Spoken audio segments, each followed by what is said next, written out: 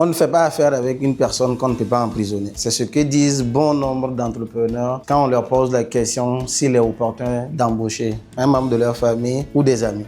C'est d'ailleurs à cette question que nous allons répondre aujourd'hui.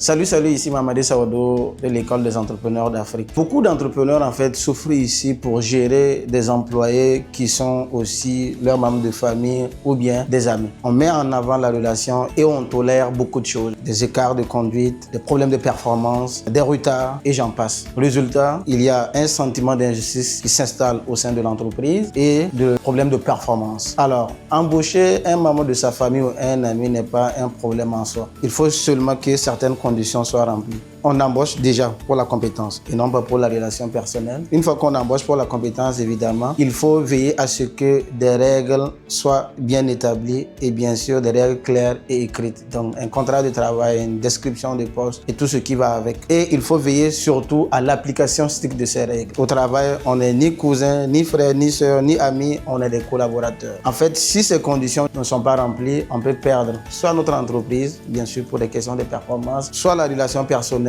ou parfois les deux. Donc, il faut savoir qu'en tant qu'entrepreneur, il faut à un moment donné dire non à des gens qu'on aime pour dire oui à sa vision ou à ses ambitions.